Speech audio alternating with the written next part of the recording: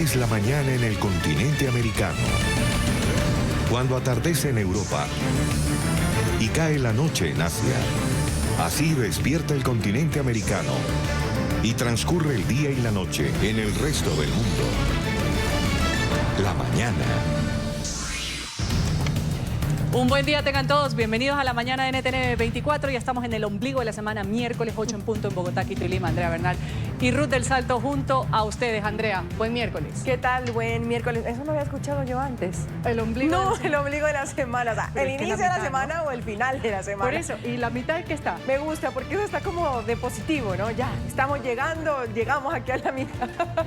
Ay, me has hecho reír hoy. Ánimo. Buen día para todos, ánimo para todos ustedes en este miércoles 2 de octubre, además casi ya, iniciando el mes. Cuando ya estamos cantando un poco, ¿no? Ya el árbol de Navidad nos sí, falta, bueno, etcétera. Para Con noticias hoy sin duda surreales en algunos países de lo que ha sucedido en Colombia. Ya vamos a ver un video, pero el inicio de lo que hablábamos el lunes pasado, este lunes, Ruth, hermanos peleándose por el cuerpo de José José, nadie sabía, que no sabían si se había muerto en Florida, en Estados Unidos. Hay cambio de realidad, ¿no? Y te muestro la imagen.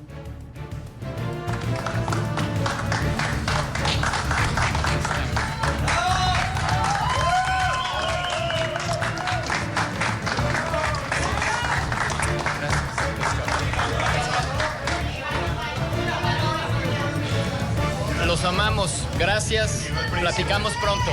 Gracias. ¡Viva José José! Y ahí está, se reconciliaron los Esa hermanos. es la famosa Sarita. La Sarita es la de camiseta negra. Ah, la Sarita, la que iba a todos los conciertos, Exacto. la que se supone estaba viviendo con el papá, la que sabía de que se había muerto José José en el hospital, y los hermanos son los que reclamaban a Sarita, justamente que si no veían un cuerpo o la autopsia o dónde había fallecido, pues no tenían constancia de que realmente su papá había muerto. ¿Qué pasó? No solo eso, los hermanos mayores, que son los que están a la izquierda y derecha de la tal Sarita, o de Sarita, decían que ella se había secuestrado a su padre hace más de un año, se lo había llevado a vivir a Florida y que había firmado unos documentos importantes de regalía de su padre. Entonces ella salió diciendo que eso era mentira y que sus hermanos mayores más bien eran hambrientos por una plata de una herencia.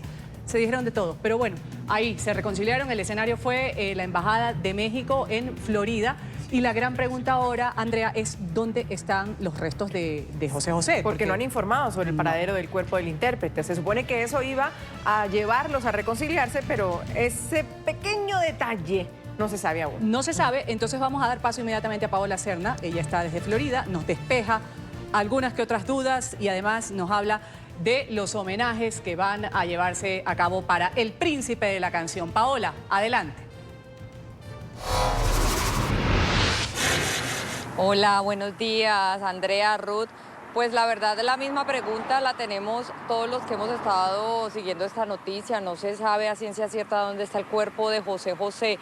Les comento que en el recorrido que ha habido durante todos estos días de funeraria en funeraria de los hijos mayores, pues hemos tenido la oportunidad de estar en varias de ellas y hasta ayer una de las funerarias, Caballero Rivero, que estaba en el suroccidente de Miami, había puesto incluso el letrero anunciando que el cuerpo de José José estaría en una de estas salas de velación. Este letrero fue removido, así que a ciencia cierta en este momento no se sabe dónde está el cuerpo de José José.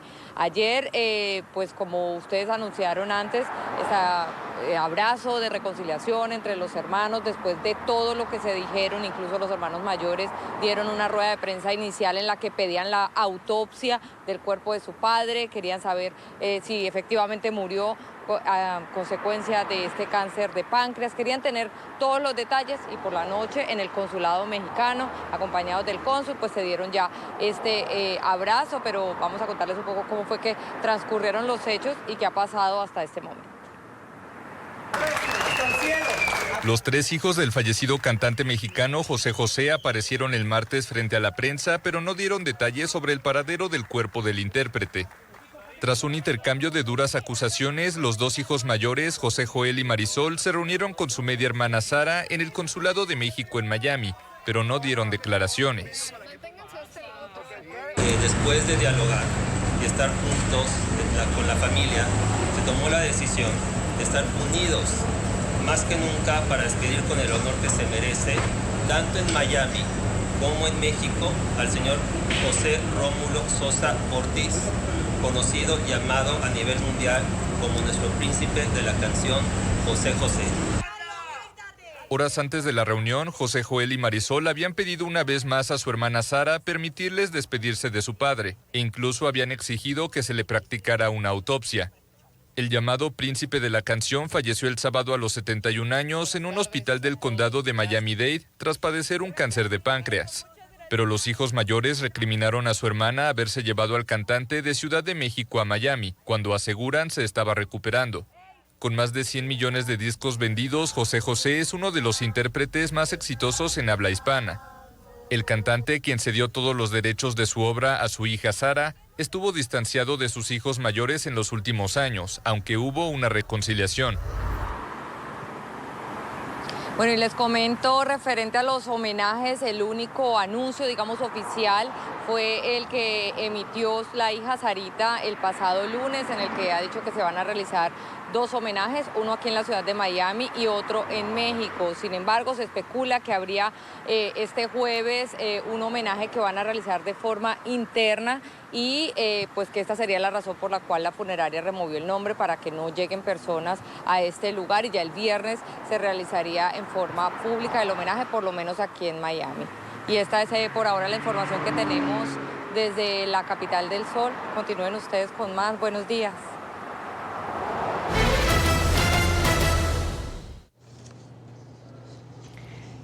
La fuga, podríamos decirlo. ¿Sería una película? ¿Usted qué está viendo? ¿Un tráiler de una próxima película? Podría ser. ¿Sí? Lo que veo es una cinta muy al estilo ¿de qué? ¿De Tom Cruise botándose en una de las salas algo de así, de sí. Misión Imposible? Podría ser, pero no, es la realidad. Esto sucedió en Bogotá, en el norte de Bogotá. Hablamos de Aida Merlano, es una política conservadora.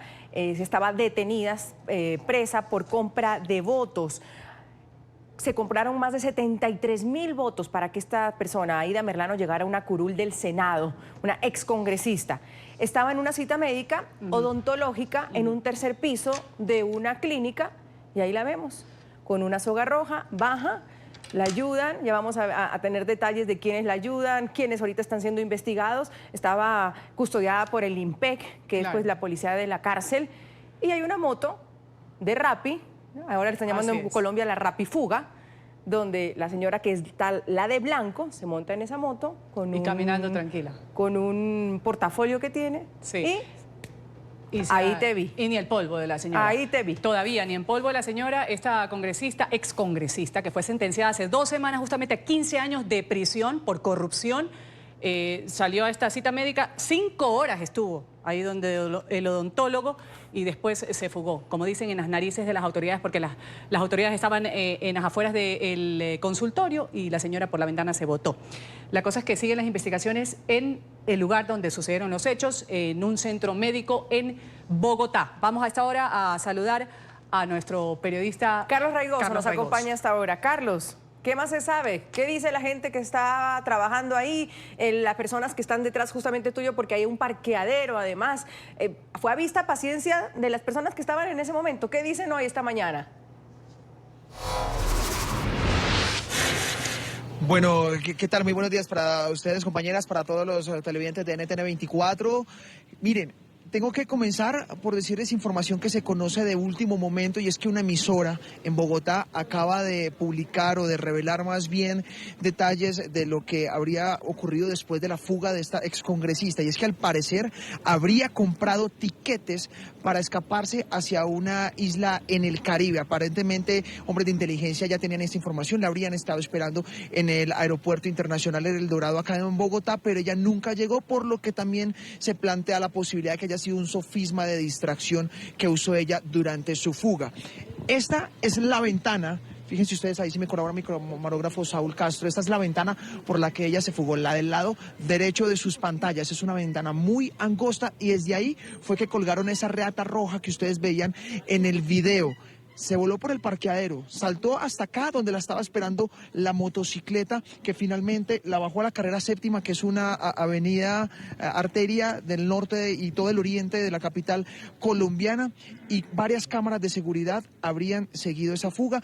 videos que ya están siendo analizados por las autoridades. Sin embargo, hicimos un trabajo muy juicioso de reconstruir ese momento de la fuga y más adelante les estaremos contando detalles de qué fue lo que ocurrió dentro de ese consultorio. Fíjense ustedes en este informe que les hemos preparado. La cámara de seguridad del centro asistencial en el norte de Bogotá muestra la entrada del parqueadero. Un carro de color azul trata de ingresar cuando llega una moto que se parquea en el andén. El reloj muestra las 12:59 con 50 segundos, cuando se ve una soga roja colgando en medio del tráfico. El carro ingresa y la cuerda comienza a mostrar un movimiento extraño. Dos transeúntes observan cuando una mujer vestida de blanco cae aparatosamente sostenida del lazo al piso. Se trataba de la excongresista Aida Merlano. Varias personas se acercan a preguntarle si se encontraba bien. La parlamentaria suelta la cuerda y sale caminando hasta donde se encuentra la moto. Con calma se sube en la parte posterior para colocarse un casco. Uno de los guardas del parqueadero se acerca, pero la mujer, aún recuperándose de los golpes, sale deprisa hacia la carrera séptima. La custodia que estaba directamente con ella estaba en la sala de espera, ingresa a la privada de la libertad al consultorio, el médico le sugiere que se quede afuera y ya cuando se presenta la situación es donde ella evidencia los elementos materiales que están ahí usados para la fuga. Las autoridades investigan si hubo alguna complicidad por parte de alguna persona del centro asistencial. Hay un proceso investigativo por el desacierto que haya podido presentarse frente al descuido que tenían ellos como misión de llevarla y volverla a traer a la reclusión de mujeres. Otra de las pesquisas de la investigación es una camioneta negra que estuvo por varios minutos parqueada adelante de la moto, que al parecer detuvo el tráfico para facilitar la fuga. De estos hechos quedan muchas dudas y se plantean muchas preguntas. ¿Quién ingresó esa reata roja que no es pequeña?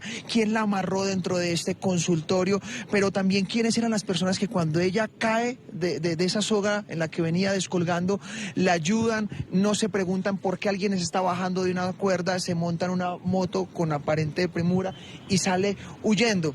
Pues bien, dice la clínica que han entregado el centro médico que han entregado toda la información y los videos que necesitan las autoridades. Hay una irregularidad y es que esta persona llega a las 11:35 al edificio, hasta las 3 se reporta la fuga, son casi 4 horas que ella dura dentro de este centro médico esperando esa atención, tiempo suficiente para haber planeado toda esta fuga. Me acompaña a esta hora el dragoneante Oscar Roballo, él es directivo del sindicato del IMPEC, que es la policía carcelaria aquí en el país.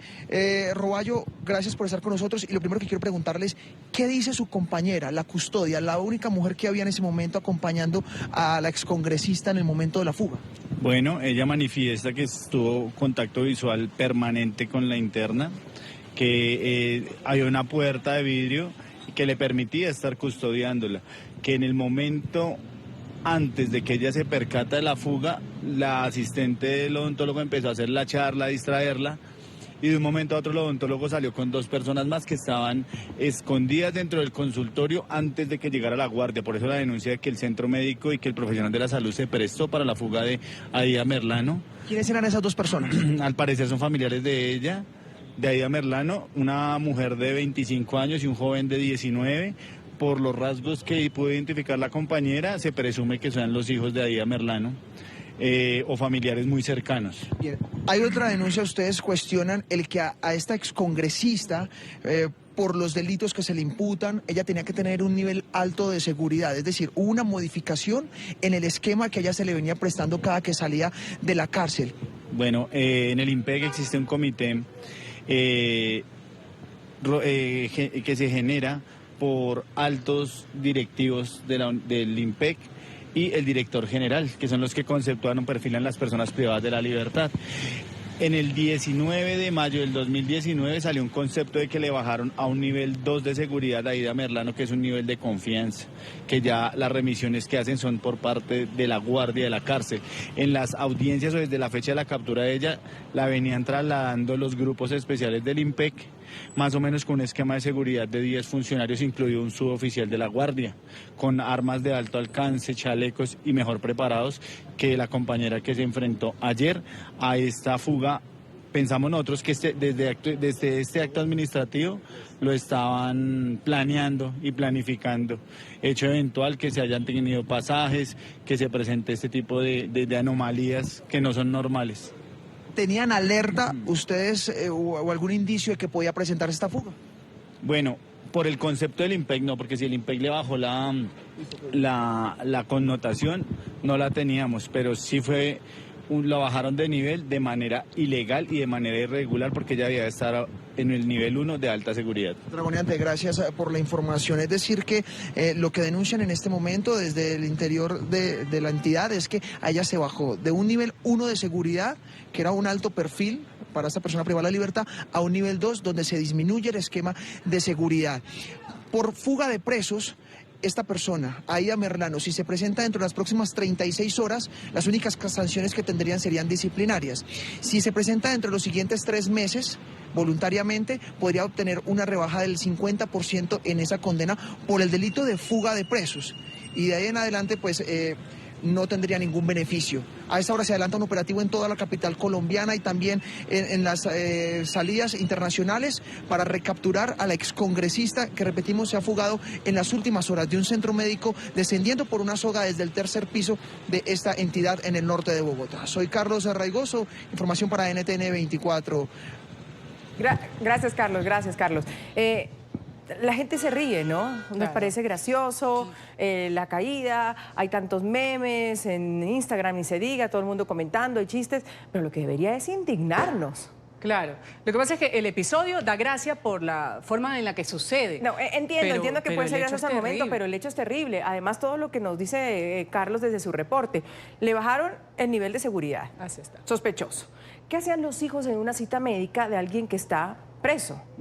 También habría que investigar eso, ¿será que pasaron ¿no? desayunando? Porque ese es en un sector muy... Claro, pero ¿quién nos deja entrar y decirle voy a acompañar a... Ojalá todos los presos también del mundo, no solo en el país, en América Latina, ojalá les doliera una muela, los llevaran también y tuvieran que ver a sus hijos. U ojalá no, porque justamente pues están detenidos y tienen que cumplir con su falta. Y tercero, el odontólogo está siendo investigado también, Ruth. Claro, porque ¿cómo así que la deja, la atiende durante 5 horas? Yo te decía que estaría haciendo un tratamiento de conducto largo, pero no ni dura así. tanto. 5 horas. Un diseño de sonrisa, puede ser. Eso, una estética. ¿Sabes que hace pocos minutos en nuestra cadena aliada en Colombia, Noticias RCN, ahí entrevistaron a nada más ni nada menos que al director del Instituto Penitenciario y Carcelario de Colombia? Él, pues, ha admitido un error por parte de los guardias de seguridad. Lo decía así. Hay una falta de procedimiento por parte de los guardianes, que en ese momento afecta a la institución. Sin embargo, el procedimiento disciplinario que solicito a la Procuraduría como poder preferente, pues esclarecerán estas fallas procedimentales que tuvieron los guardias allí en el sitio, en el centro médico. Noticia en Colombia, ahora hay noticia por supuesto en Perú. La de ayer, la polémica y el choque de trenes de 2 instituciones. Bueno, a esto se suma la nombrada presidenta en funciones por un Congreso disuelto, pues renuncia a este cargo. De 24 horas, estamos hablando de Mercedes Araoz, ha renunciado ya a su cargo como vicepresidenta de la Nación y también como presidenta temporal. Esta era la imagen de antes de ayer. El Congreso, disuelto anteriormente por Martín Vizcarra, le encargó a ella la presidencia, alegando que el otro pues tenía fallos morales y lo destituyó. Pero las cosas vuelven a quedar de la misma manera, Vizcarra es el presidente. La razón fundamental de la renuncia de la vicepresidenta de Araoz es que ella dice en una carta: se ha roto el orden constitucional en el Perú y espero que mi renuncia conduzca a la convocatoria de elecciones generales en el breve plazo por el bien del país. Según el decreto publicado ayer en el Perú de la disolución del Congreso, hay una elección en enero del 2020 de los parlamentarios. Es decir, que hay presidente, según esto, Ruth, es Martín Vizcarra. Correcto. Y hay Congreso disuelto. Hay Congreso disuelto, ya no hay vicepresidenta y ya no hay Congreso. No hay claro. Congreso. Este fue el comunicado que dio la señora Araoz. A través de la presente le comunicó mi decisión de renunciar de manera irrevocable al cargo de segunda vicepresidenta constitucional de la República. La razón fundamental de mi renuncia es que se ha roto el orden constitucional en el Perú. Considero que no hay las condiciones mínimas para ejercer el cargo que me dio el Congreso de la República. Hablamos ahora de una revelación bastante polémica. Según un artículo que ha sido publicado el día de hoy por The New York Times, el presidente Donald Trump habría planteado dispararle en las piernas a los migrantes que cruzaban irregularmente en la frontera entre México y Estados Unidos. Esto lo confirman, según el New York Times, altos cargos de la Casa Blanca que han pedido pues no ser identificados, que sugirió hace unos meses, como dice Ruth, disparar en las piernas a los migrantes que cruzaban la frontera con México. El diario neoyorquino ha citado a una docena de funcionarios de la Casa Blanca bajo condición de anonimato e hicieron una reconstrucción de las semanas que en marzo y abril condujeron también a la reestructuración del Departamento de Seguridad Nacional. También habló sobre el muro, ¿no, Ruth? Y que había dicho que iban a construir ese muro y que en ese muro iban a poner agua podrida, serpientes, lagartos. Eso es lo que dice que Trump plantea dentro de su círculo más íntimo en el tema de la seguridad nacional. Y un juez en Estados Unidos ha bloqueado de forma temporal una ley de California destinada justamente a obligar al presidente Donald Trump a presentar estas declaraciones de impuestos que los demócratas dicen debe presentarlos sobre la renta personal para aparecer en las papeletas de las primarias del 2020, lo cual pues es correcto, ¿no? Si todo el mundo tiene que poner o presentar su declaración de impuestos, ¿por qué no alguien que aspira a ser el mandante de los estadounidenses? Como que sería lo más lógico, ¿no? Lo más lógico en tema de declaración de impuestos de Trump. Pero en todo caso el fallo es a favor de Donald Trump, ¿no? Correcto. O sea, le dice, mire, no tiene que hacerlo, tranquilo. Bueno, esas son las cosas. Vamos ahora a ver quién está de paseo, y está de paseo por Roma. El secretario de Estados Unidos, Mike Pompeo, ha visitado el Vaticano a la sombra de esta crisis que vive el presidente Donald Trump por la llamada polémica al presidente de Ucrania, que recordemos originó una investigación del impeachment contra el mandatario estadounidense. ¿Por qué digo a la sombra de esta crisis? Porque dicen que él estuvo presente durante ese diálogo que mantuvo el presidente Donald Trump con el mandatario ucraniano. Lo confirma, Ruth. Claro. Hace pocas horas salió un comunicado donde Pompeo confirma que él estuvo en esa llamada entre Trump y el líder de Ucrania. Vamos a ver qué pasó, qué dice en las próximas horas Mike Pompeo. Otra llamada, vamos a hablar de otra llamada que tienen líos al presidente Trump por presuntamente haber presionado también a líderes extranjeros. Es la que habría realizado al primer ministro australiano, Scott Morrison. El premier le ha restado ya importancia en las últimas horas a esta conversación telefónica.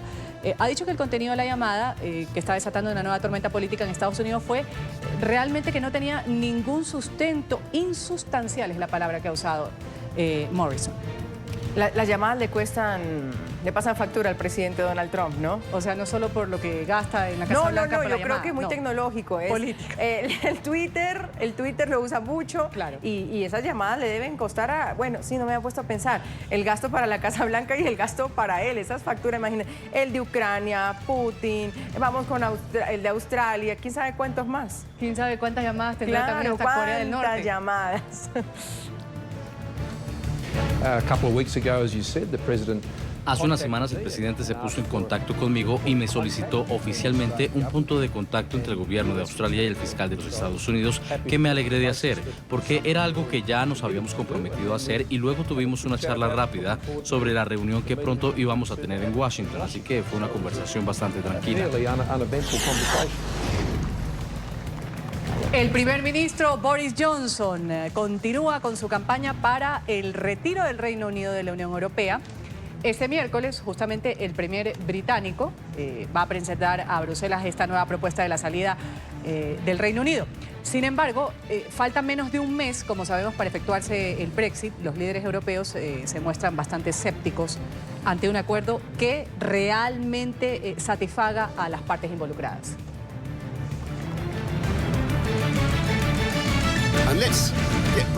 Hagamos el Brexit por las millones de personas que votaron, pero que son en primer lugar demócratas y aceptan el resultado del referéndum y quieren seguir adelante.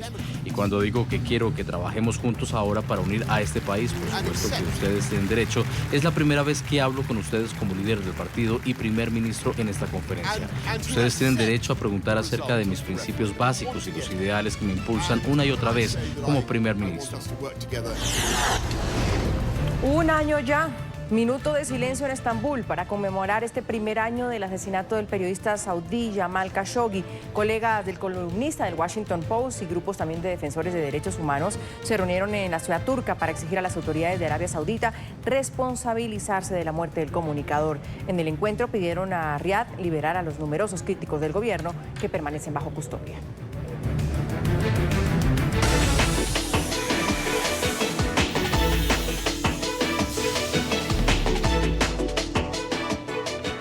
Vamos ahora a analizar esta noticia que la damos hace un momento con nuestra periodista en Washington, con Emiliana Molina, de la publicación que ha hecho en las últimas horas el diario The New York Times, que tiene al presidente Trump envuelto en esta nueva polémica. Habría dicho, Andrea, que hay que dispararle a los migrantes.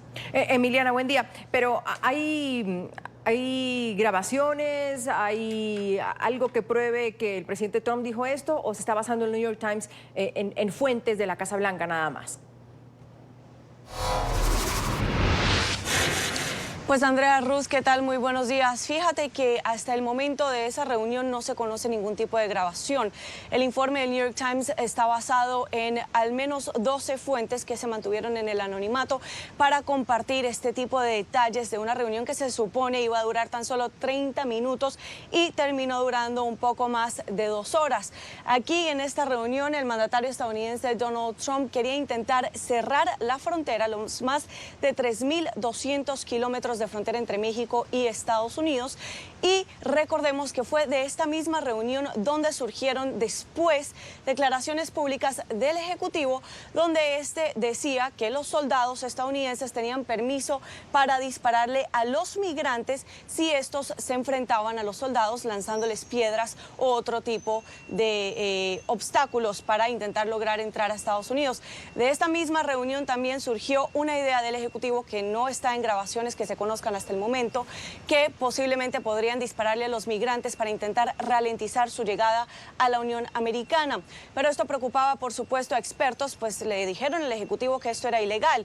Y por otro lado, también cerrar la frontera podría tener un impacto económico, pues recordemos que Estados Unidos anualmente exporta 200.000 millones de dólares a México. Por otro lado, también hay estudiantes, tanto mexicanos como estadounidenses, que van a escuelas entre ambos países. Entonces, cerrar la frontera y este tipo de peticiones que hacía el mandatario para intentar frenar el flujo de los migrantes que llegaban a la Unión Americana, pues podía dejar también fuertes impactos, críticas de parte de organizaciones no gubernamentales o organizaciones de derechos humanos, y podría también dejar estancados pues a los estudiantes que estudian entre México y Estados Unidos. Andrea Ruz.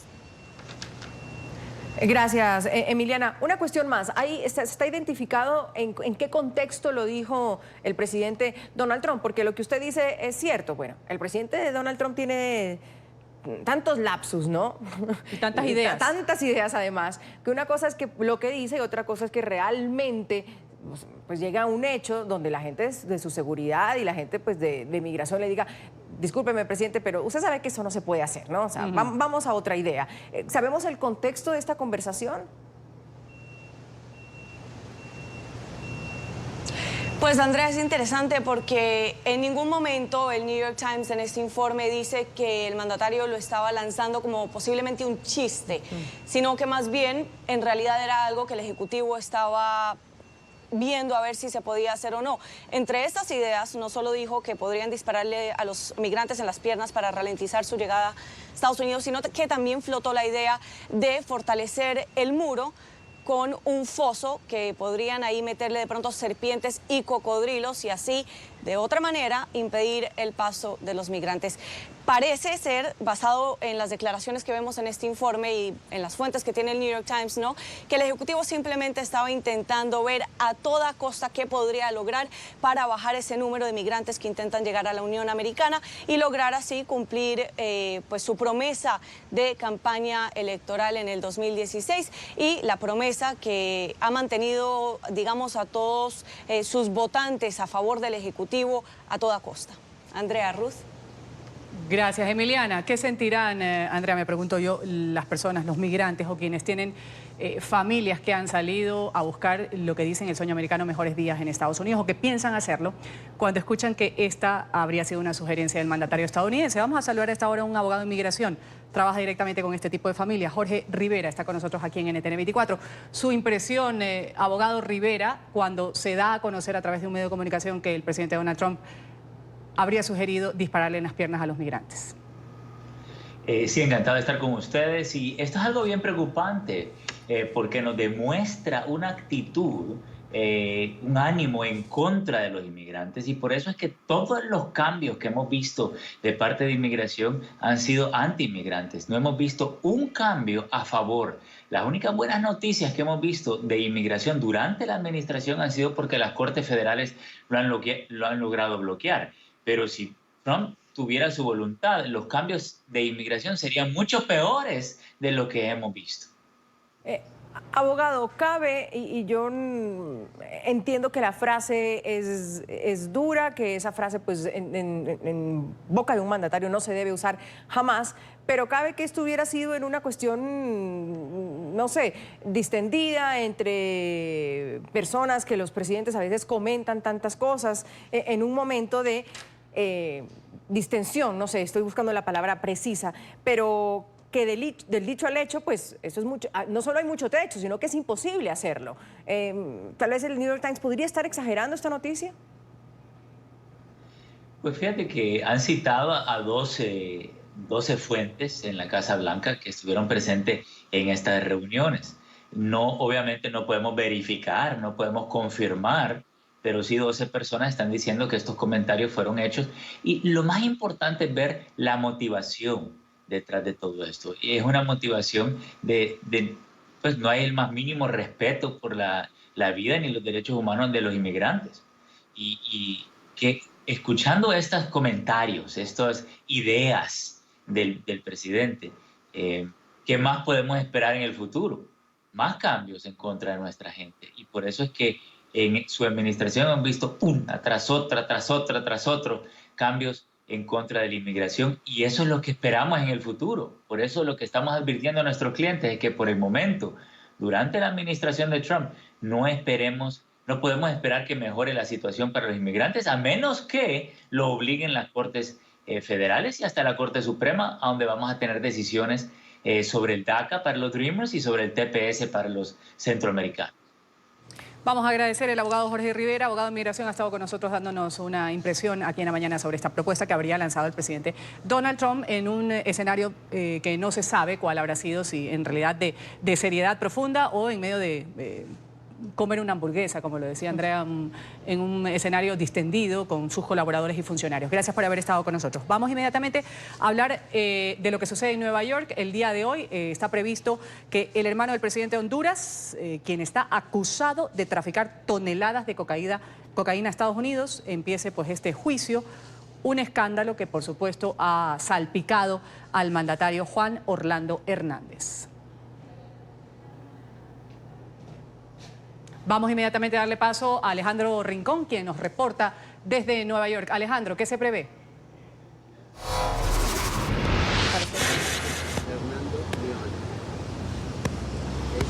Hola, feliz miércoles para todos. A partir de hoy, la ciudad de Nueva York es epicentro de un proceso judicial que tiene todo el potencial de generar otra crisis constitucional más en América Latina. Con la selección de jurado despega el juicio por delitos de narcotráfico en contra de Juan Antonio Hernández, hermano del actual jefe de Estado de la Nación Centroamericana y además exdiputado de ese país. Luego de ser capturado por agentes de la DEA en Miami, estado de Florida, fue extraditado hacia Nueva York, en donde la Corte Federal del Distrito Sur de esta región del noreste de los Estados Unidos le acusa directamente de conspirar para traficar varias toneladas del estupefaciente hacia territorio de la Unión Americana. Este proceso, una vez más, tendrá puestos los ojos de la opinión pública de América Latina, en particular por el potencial que tiene de involucrar a figuras de alto perfil, en este caso particular, no solo desde el jefe de Estado de Honduras, sino también otras personas de alto perfil dentro de ese país. Documentos presentados previamente ante la Corte Federal del Distrito Sur de Nueva Nueva York indican que parte de la investigación de los fiscales federales de los Estados Unidos involucra la posible participación incluso del expresidente hondureño Porfirio Lobo en algunos de los delitos a raíz de los cuales se ha generado este proceso por narcotráfico. De momento, se espera que en el transcurso de esta jornada el juez a cargo de la causa elija a las personas integrantes de ese panel de jurados, habitualmente 12 titulares y 4 suplentes que a futuro determinarán si Juan Antonio Hernández es culpable o no de delitos de narcotráfico. Es todo lo que tenemos para ustedes por ahora. Continúen con más en el Centro Internacional de Noticias. Alejandro, mil gracias. Estamos hablando, como lo decía bien Alejandro, del exdiputado hondureño Juan Antonio Tony Hernández Alvarado, de 41 años, detenido en un aeropuerto de Miami en noviembre del 2018, nada más y nada menos, Ruth. Así es, y que por supuesto, pues este tipo de escándalos, quieran o no, salpican a quien está en funciones en Honduras, seguramente pues siguiendo el juicio de lo que va a suceder con su hermano. Continuamos con su programa aquí en el Canal de las Américas, el primero que le informa del acontecer mundial. Vamos ahora a Venezuela, lo decíamos o lo cuestionábamos hace un momento, esta propuesta que ha hecho Nicolás Maduro para paliar o atajar la crisis que viven los venezolanos, pues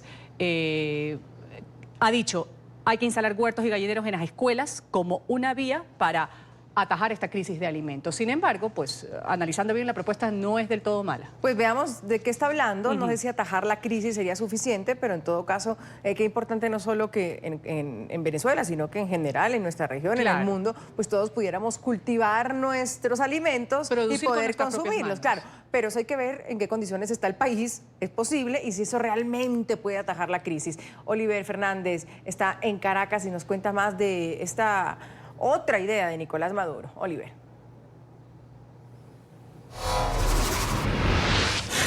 Andrea, Ruth, un gusto saludarles desde la capital venezolana como siempre. Bueno, es una propuesta que pudiera ser interesante, así también lo han dicho los ciudadanos quienes han reaccionado ante estas declaraciones de Nicolás Maduro. Lo que pasa es que han prometido gallineros verticales, huertos en los colegios, incluso en la ciudad. Desde hace 20 años, Andrea, Ruth, se han propuesto cualquier cantidad de cosas para tratar de paliar la crisis que se está viviendo en Venezuela o para supuestamente llegar a la fulana Venezuela potencia. Eso hasta ahora no ha llegado. Esto lo que ha hecho es que los venezolanos reaccionen y digan que lamentablemente no se va a cumplir. Lo que necesitan los colegios es precisamente que se le paguen a los maestros, que se le pague un buen sueldo. Recordemos que ganan casi que $2 por mes. Esto, por supuesto, ni siquiera les alcanza para poder comer. Él ha dicho, Nicolás Maduro, que supuestamente o le ha ordenado al ministro de Educación Aristóbulo Isturiz a buscar 1 millón de gallinas para repartirlas supuestamente en todos los colegios y liceos de Venezuela y allí construir algunos corrales y de allí, por supuesto, llevar la alimentación de los niños. Pero vale destacar también, Andrea, Ruth, que es importante la deserción escolar que se está viviendo en los últimos tiempos y sobre todo en este año escolar.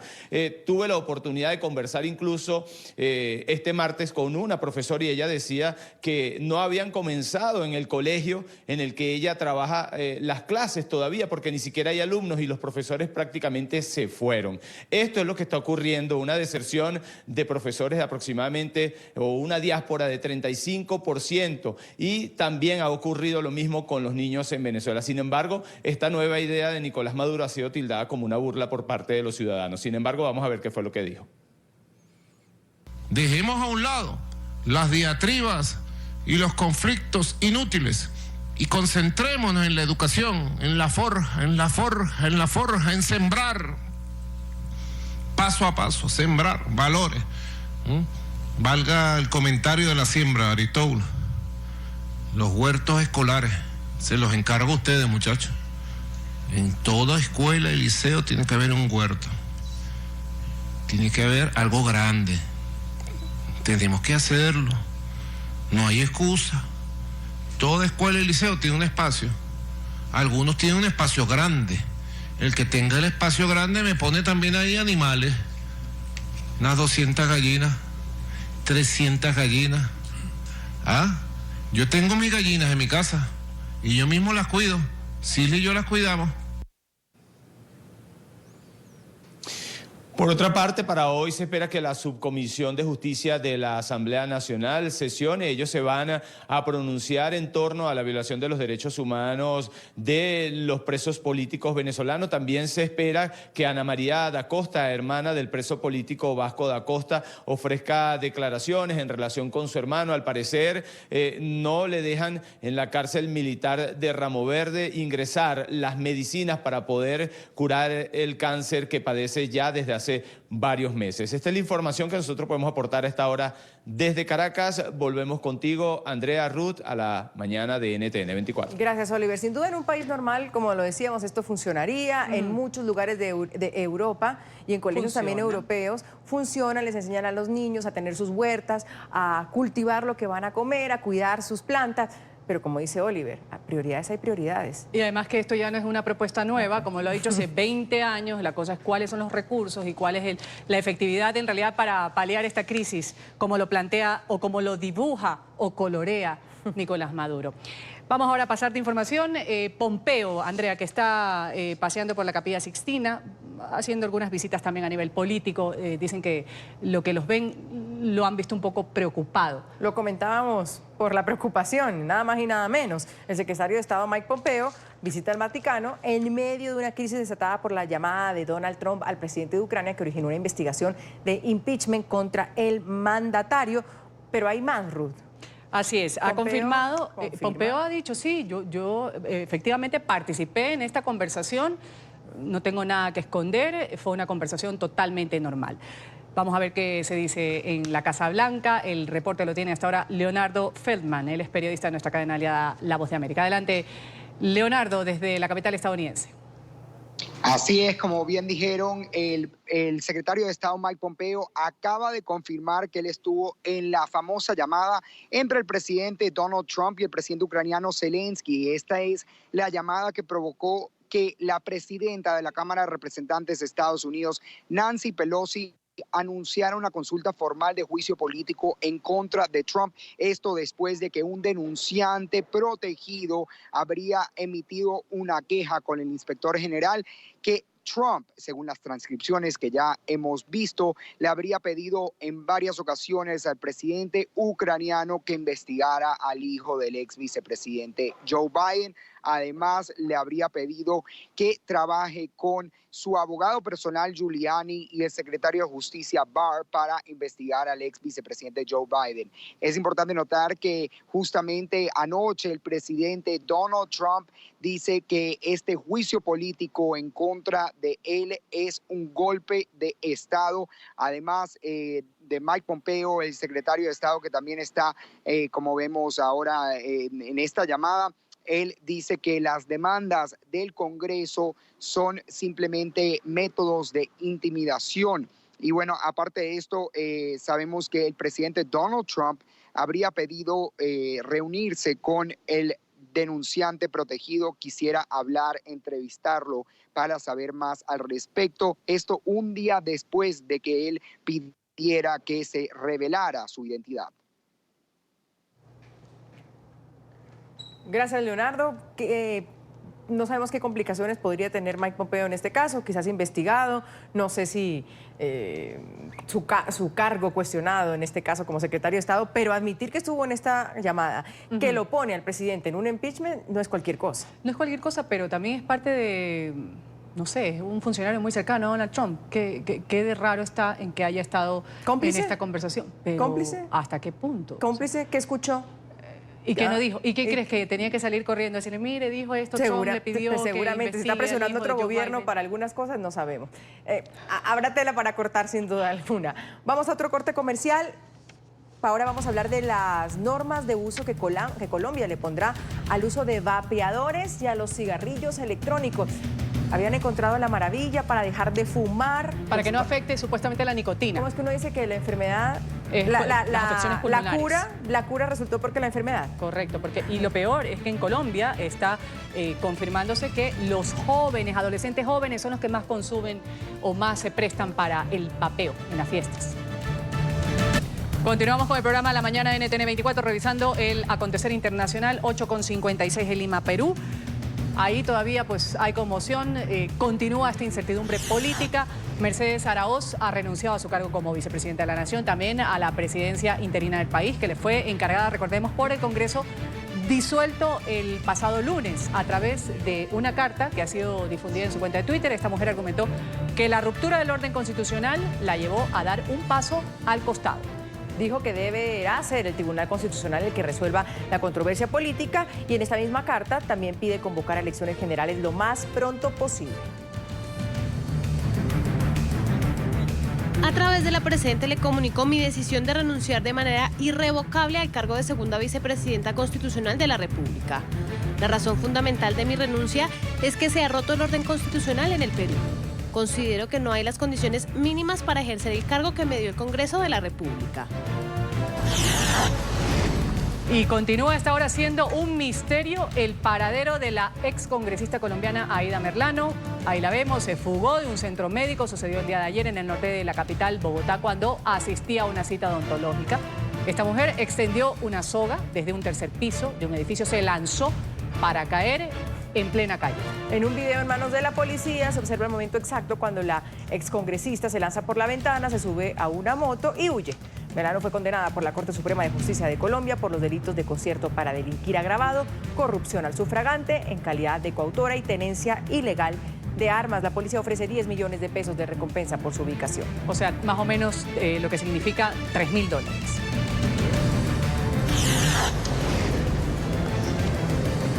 Y a esta hora hay vigilia en Las Vegas en honor a las 58 víctimas mortales que dejó el tiroteo hace 2 años.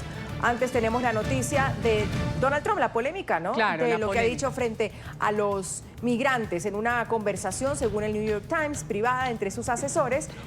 Trump habría dicho que habría que dispararle a los migrantes que cruzaban la frontera en forma ilegal en las piernas. Así es, esto pues ha generado una serie de rechazo, asociaciones de migrantes dicen que esto es ya lo más inhumano que ha podido plantear el presidente Donald Trump. El diario, eso sí, no especifica si lo dijo pues con la seriedad del caso o fue una de estas ideas que a veces se le ocurren al mandatario, las lanza y pues alguien de la Casa Blanca las pone luego en los medios de comunicación.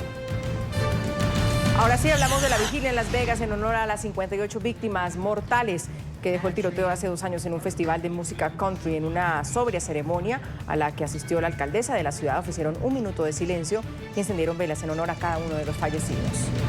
Esta se trata de un episodio, el peor de violencia armada en la historia reciente de Estados Unidos. Un total de 800 personas resultaron heridas en este evento.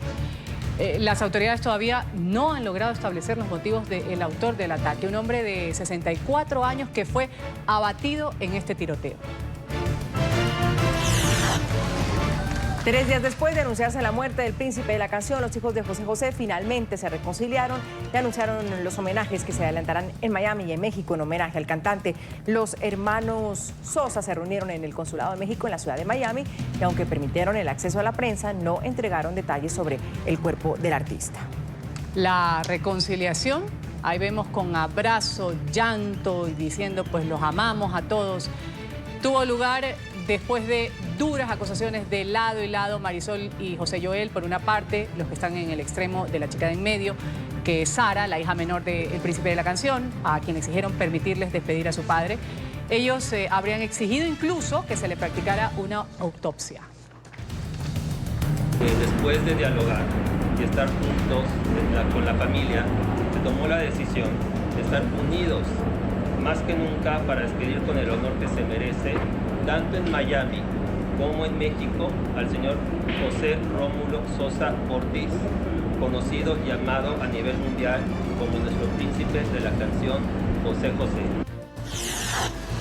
Aumenta a 140 la cifra de víctimas mortales por las lluvias del monzón en India. Las precipitaciones afectan principalmente a las provincias de Uttar Pradesh y Bihar en el centro del país. Según la Fuerza Nacional de Respuesta a Desastres, al menos 4.000 personas han sido evacuadas en las últimas horas en la ciudad de Patna, donde ahí vemos las inundaciones, dejan viviendas con agua pues casi hasta la mitad del cuerpo. El primer ministro indio ha asegurado que las autoridades están trabajando conjuntamente para atender la emergencia. Los vientos del huracán Lorenzo ya golpean las islas Azores. Lluvias, cortes de energía y deslizamiento de tierra se registran en el archipiélago de Portugal desde las primeras horas de este miércoles. El Centro Nacional de Huracanes, en un reciente reporte, ha dicho que este fenómeno es categoría 2, pero ya se ha debilitado en su avance. El ojo del huracán aún está lejos de las islas, pero las autoridades están manteniendo la alerta máxima para los residentes y que no los tome por sorpresa.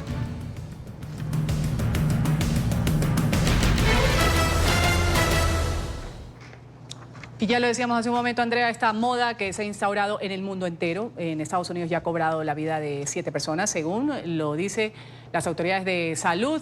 Muchos estados ya han suspendido estos dispositivos electrónicos. Vamos ahora a América Latina. En Colombia específicamente se va a poner normas al uso de vapeadores y cigarrillos electrónicos. El Ministerio de Salud ha publicado un documento ya en el que advierten los riesgos que pueden generar estos dispositivos en el organismo. La institución va a presentar un proyecto de ley para regular el uso y también comercialización de los sistemas electrónicos de administración de nicotina. Aquí lo preocupante sobre todo es que el más reciente estudio en la Nación Sudamericana sobre farmacodependencia en adolescentes estableció que su uso entre escolares de 9º grado a 11 está a punto de sobrepasar el tabaquismo de combustión, cifras cercanas al 18% o frente al 20% de tabaquismo por combustión. Los números son muy complicados, sobre todo, como lo decimos, en adolescentes, Ruth. Claro, la semana pasada ya organizaciones médicas de la salud pública de carácter civil, también en Colombia, se han declarado en pie de lucha contra estos sistemas, contra las intenciones también de la industria tabacalera. Han dicho que intentan venderlos como si fueran una cosa inicua. Vamos con un experto en el tema. Francisco Ordóñez está con nosotros, presidente de Asovape. Antes de invitar, Francisco está con nosotros. Francisco, bienvenido, gracias por acompañarnos. ¿Cómo interpretamos esas cifras cuando estamos hablando de adolescentes y sobre todo cuando se supone que esto era la ayuda para los fumadores y se convirtió la cura peor que la enfermedad? Sí, muy buenos días a todos. Mira, realmente el problema de los menores de edad es una cosa que no podemos desconocer. Desafortunadamente, este tipo de dispositivos han llegado a manos de menores de edad. Nosotros desde la asociación estamos completamente de acuerdo con las preocupaciones que tienen tanto los padres como los legisladores en torno a que estos tipos de productos no deben llegar realmente a manos de menores de edad. Es un producto que fue diseñado y pensado para los fumadores que están buscando una alternativa para dejar el tabaquismo de lado. Es una tercera vía que existe y que creo que es necesaria para precisamente ayudar a reducir las tasas de tabaquismo en el país. Francisco, ¿cómo ustedes contrarrestan todo lo que se ha presentado y que ahora las autoridades de salud en Colombia están diciendo o afirmando que efectivamente el hecho del vapeo, la acción de vapear, sí afecta a los pulmones, sí genera afectaciones graves a la salud de los seres humanos? ¿Cómo ustedes como asociación de vapeadores contrarrestan eso y dicen no es tanto así?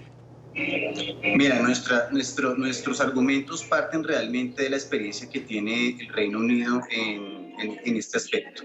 El Reino Unido es líder precisamente en la implementación de políticas de reducción de daños en torno al tabaquismo y los vaporizadores han sido una de las herramientas que les ha ayudado precisamente a reducir las tasas de tabaquismo precisamente en Inglaterra. Digamos, hay un descenso de las tasas de tabaquismo significativo de los últimos años. Y eso se debe a que se ha dado una regulación muy estricta, muy bien elaborada, que ha permitido que precisamente los usuarios adultos, fumadores, tengan eso como una tercera alternativa para poder, digamos, reducir precisamente ese tabaquismo. Nosotros creemos y estamos totalmente de acuerdo que tiene que haber una regulación, pero no una regulación que esté dentro de la ley antitabaco. Primero porque pues, no es un producto de tabaco, no tiene tabaco como tal. No existe la combustión. La combustión es uno de los factores realmente que genera los daños que propicia el consumo de tabaco, porque hay la presencia de monóxido de carbono y alquitrán que se generan precisamente en la combustión, y meterlo en la ley antitabaco es un mensaje equivocado precisamente para las personas que quieren. Entonces nosotros creemos, y hay mucha evidencia desde Inglaterra, está Salud Pública de Inglaterra, está el Colegio Real de Médicos, está el Cancer Research, que han avalado precisamente, han dicho que es un 95% menos nocivo precisamente que el tabaco. Estamos haciendo un comparativo precisamente entre el tabaco y el uso de estos dispositivos. Claro, pero aquí estamos hablando de vapeadores y de dispositivos también electrónicos. Vamos a ver un reporte de qué contienen, qué pueden causar y qué son. Basado en evidencia científica internacional, el ministerio asegura que el uso de estos dispositivos incrementa 3 veces más el riesgo de fumar cigarrillos tradicionales. ¿Qué son los cigarrillos electrónicos? Son dispositivos electrónicos que calientan una solución líquida para crear vapor, el cual es inhalado por los usuarios. Son los llamados cigarrillos electrónicos, los llamados vapeadores, sistemas electrónicos de suministro de nicotina y sistemas electrónicos sin suministro de nicotina o vaporizadores personales, entre otros. ¿Qué contienen y qué pueden causar? Propilenglicol. Sustancia cuya inhalación a altas temperaturas puede producir irritación de ojos, garganta y afectación de las vías aéreas. Glicerina. Sustancia que puede llevar al desarrollo de neumonía lipoide y otras formas de presentación de enfermedad pulmonar. Nicotina. Sustancia altamente adictiva que aumenta el riesgo de enfermedades cardiovasculares, respiratorias, gastrointestinales y puede afectar el desarrollo del cerebro en los adolescentes y jóvenes. Sustancias asociadas a cáncer. Metales pesados, formaldehído, acetaldehído, butilaldehído, acroleína, acetona y otras como benceno, tolueno, hidrocarbonos y fenoles. ¿Cuáles son los efectos en salud? Durante al menos un año se asocia con un mayor riesgo cardiovascular y el uso diario duplica el riesgo de infarto agudo de miocardio, aumenta el riesgo de síntomas bronquiales y respiratorios. Los productos químicos presentes en el vapor del cigarrillo electrónico dañan las células a largo plazo y pueden aumentar el riesgo de desarrollar cáncer. La ingesta accidental de nicotina causa intoxicación aguda, siendo más grave en niños. Francisco, lo que usted quiere decir es que el Ministerio de Salud no tiene su información correcta. ¿El Ministerio de Salud de Colombia? Mira, lo que yo creo es que tiene que haber un debate equilibrado, o sea, hay que tener, digamos, la información de las dos partes, tanto la evidencia que ellos presentan como otra evidencia que respalda precisamente cómo los vaporizadores precisamente ayudan a reducir el riesgo. Hemos dicho y sabemos, lo hemos reiterado en diferentes ocasiones, que no es un producto que es totalmente inocuo, no es un remedio, no es una cura, no es un producto milagroso, pero es un producto que ayuda precisamente a reducir precisamente los daños generados por la exposición al tabaco. Ahí es, digamos, donde está, digamos, el asunto y creemos que tiene que haber un debate justo, equilibrado, donde se vean las diferentes partes y se lleguen a conclusiones, porque realmente también existe mucha evidencia a favor precisamente de estos dispositivos. Inglaterra, que es uno de los países donde tienen el sistema de salud más avanzados del mundo, lo implementan precisamente con su población. Creería que un estado tan avanzado en aspectos de salud no se arriesgaría precisamente a implementar este tipo de políticas con su población. Yo creo que debemos tomar como referente cómo se regula precisamente en Inglaterra. Creemos en una regulación y creemos que sí existen rutas en las cuales se pueda permitir precisamente que los fumadores adultos cuenten esto como una tercera alternativa para poder abandonar el tabaquismo, tener una alternativa diferente y obviamente que estos productos no lleguen precisamente a la mano de menores de edad ni tampoco a personas que no han fumado. Tampoco nosotros queremos que estos productos lleguen a ese tipo de personas. Realmente es más un público específico, un foco muy específico. Francisco, vamos a agradecerle a haber estado en estos minutos en la mañana de NTN24. Francisco Ordóñez, él es presidente de ASOVAPE, Asociación de Vapeadores. Gracias por estar con nosotros. Muchas gracias a ustedes, un feliz día.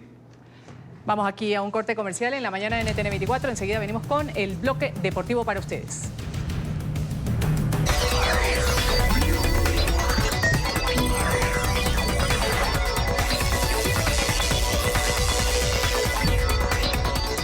Claro que sí, sonreímos por los deportes, por las buenas noticias y también sonreímos con la ciencia, la salud y la tecnología aquí presente en la mañana de NTN24 con el objetivo de contribuir con el medio ambiente. Miren ustedes, enriquecer además la calidad educativa y permitir a los estudiantes acceder a herramientas tecnológicas, nace Guagua Laptop, un computador amigable, ecoamigable, creado en Perú, que busca promover el pensamiento computacional y empoderamiento personal, pero tiene unas características importantes, Ruth. ¿Y qué te parece si vamos a conocer de primera mano con el fundador y CEO de Guagua Laptop?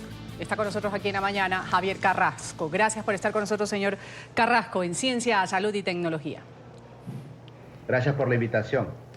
¿Cómo ha nacido esta idea? ¿Cómo ha sido fecundada la idea de crear una laptop hecha en madera precisamente para ser amigable con el medio ambiente?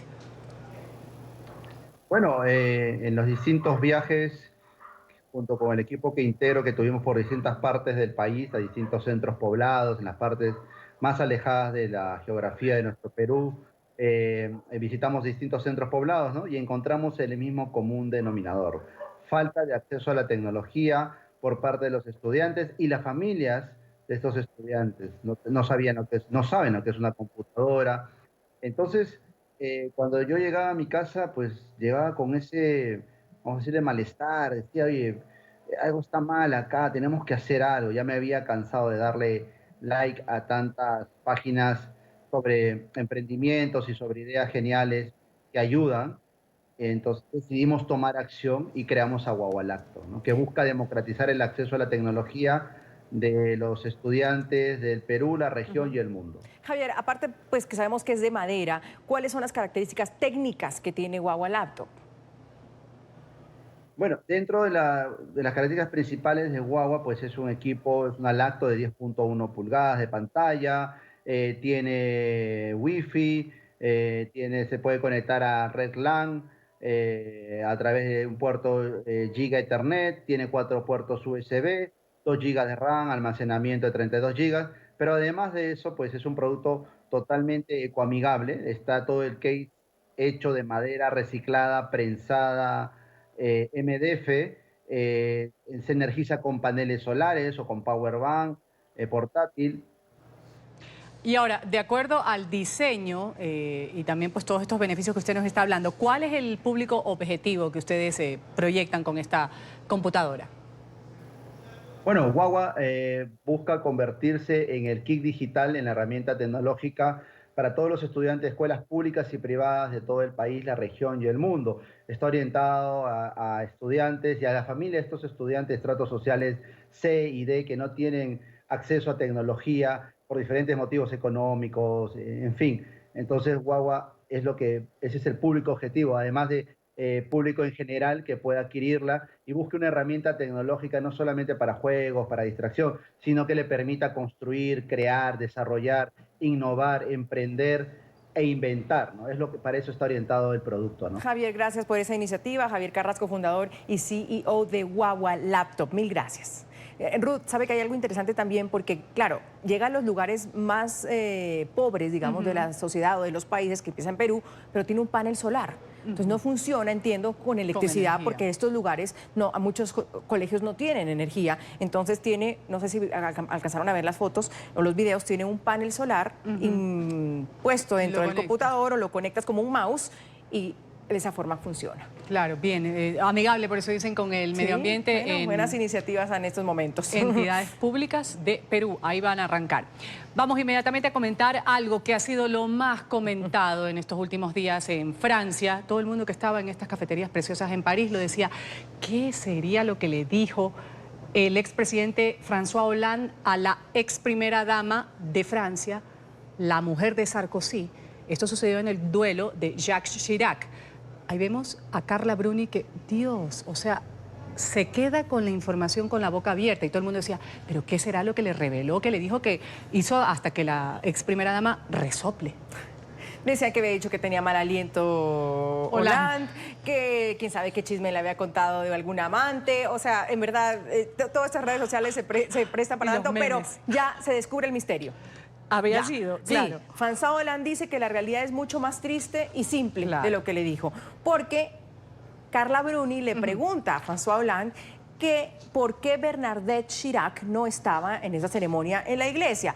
Ponemos el contexto. Bernadette Chirac es la esposa de Franz Chirac, pues que falleció la semana pasada. Exactamente, de Jacques Chirac.